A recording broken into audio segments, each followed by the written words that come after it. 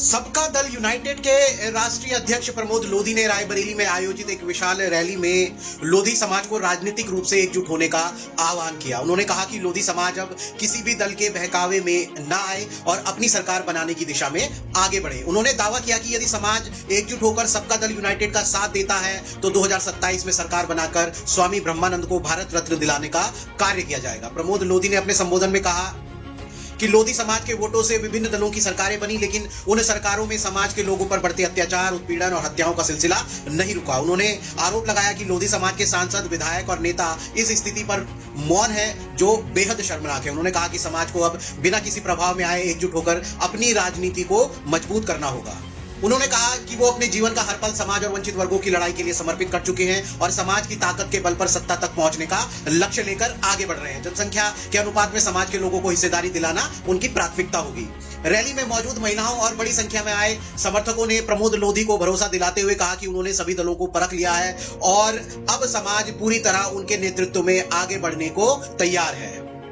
प्रमोद लोधी ने अपने भाषण में बाबा साहब राम मनोहर लोहिया और ज्योतिबा फूले सहित कई महापुरुषों के नाम पर राजनीति करने वाले दलों पर निशाना साधा। उन्होंने कहा कि समाज अब गुमराह होने वाला नहीं है बल्कि जागरूकता के साथ सत्ता हासिल करने की दिशा में कदम बढ़ा चुका है। कार्यक्रम के अंत में उन्होंने रैली को सफल बनाने के लिए सभी लोगों का आभार व्यक्त किया। देखिए रायबरेली से दैनिक विधान केसरी की ये विशेष रिपोर्ट।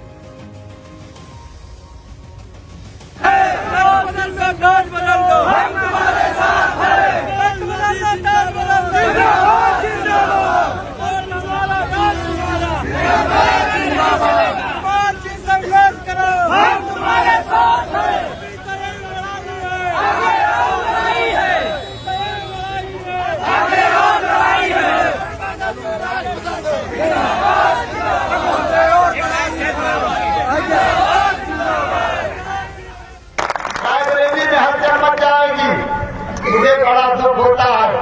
रायबरेली बहुत बड़ा नाम है, देश की राजनीति रायबरेली चलती है। कहाँ चलती है? और सबकी निगाहें रायबरेली पर है, सबकी निगाहें रायबरेली पर है। लेकिन रायबरेली के हमारे लोग जागरूक नहीं है। जिस दिन रायबरेली का हमारा समाज जागरूक हो जाएगा उस दिन यहाँ से गांधी परिवार का सांसद नहीं होगा, यहाँ से लोधी परिवार का सांसद होगा।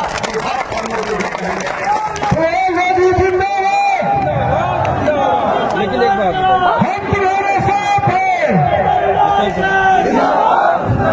सम्मानित साथियों, आप भाजपा के बंधुआ मजदूर बनते रह गए।